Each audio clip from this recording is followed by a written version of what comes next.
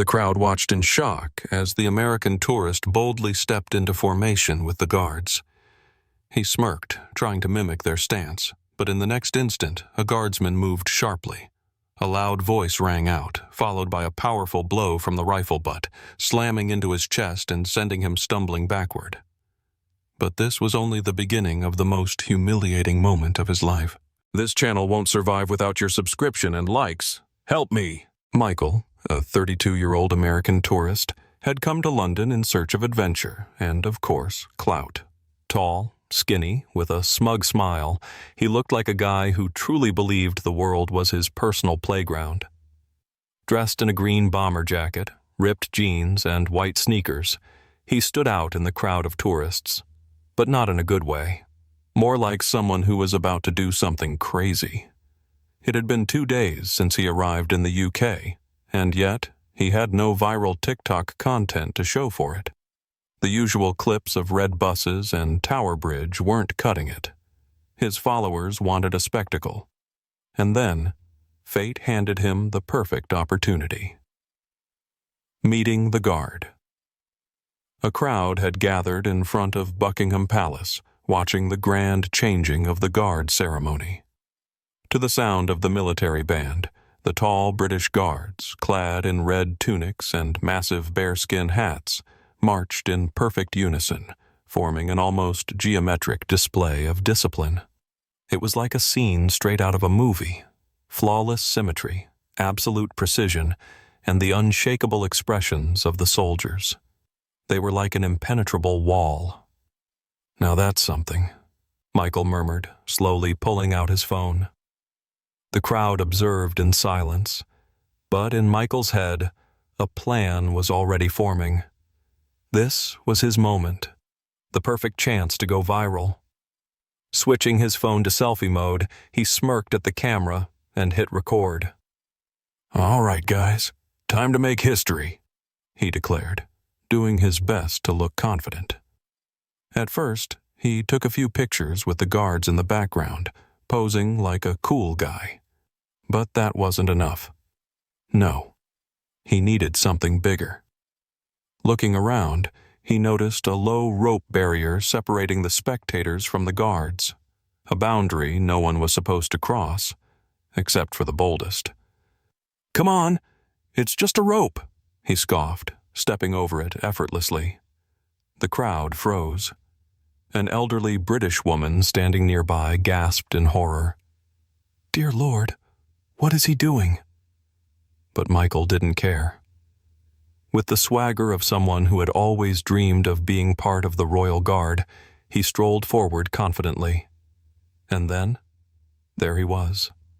A tall British guardsman, standing perfectly still, unmoving face, total concentration, zero emotion. It was mesmerizing. Michael winked at the camera, stepped up to the soldier, and, in an exaggerated official tone, announced, "Sir, permission to join you." The crowd gasped.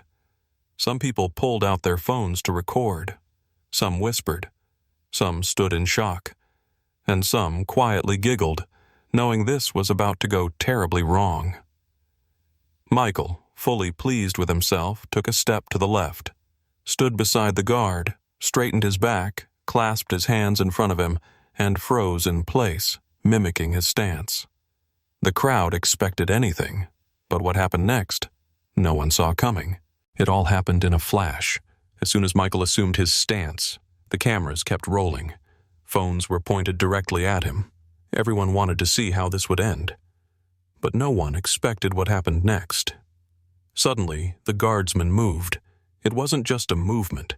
It was a sharp, mechanical turn of his head toward Michael, like a giant statue coming to life in an instant.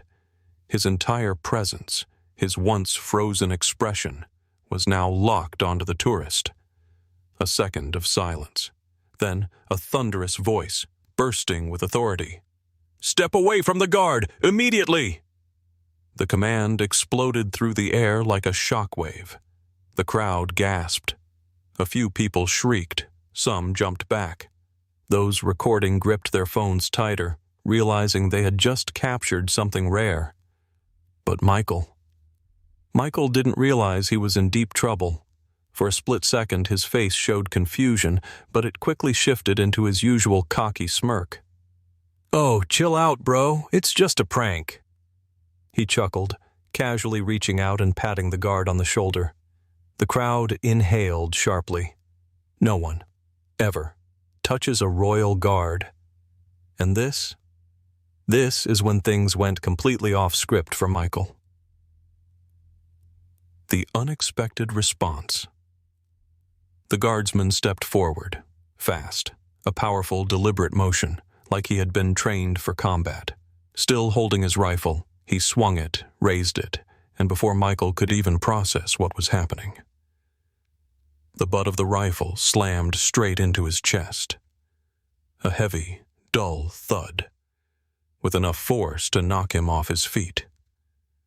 Michael stumbled backward, lost his balance, and crashed onto the cold London pavement. His phone flew from his hands, skidding across the ground. And then everything erupted. "Oh, did you see that?" someone screamed. "He just got hit with a rifle! Is that even legal?" People were shouting, laughing, gasping. Some even clapped. The cameras kept rolling. Now every phone in sight was aimed at Michael's humiliation. Lying on his back, clutching his chest, his face twisted in pain, he had the wind completely knocked out of him. But even the pain wasn't the worst part. The worst part was that hundreds of people had just witnessed his public disgrace. Videos were already spreading online. Michael scrambled to his feet, his face red with rage. "Are you serious? You just hit me? That's assault! I'm suing you!" But the guard had already returned to his position, as if nothing had happened. Nearby police officers immediately approached Michael. "Sir, you need to leave, now." Michael clutched his head.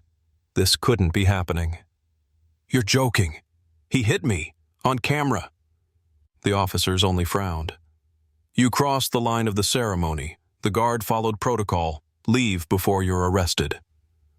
The crowd wasn't on his side anymore. Instead, there were chuckles.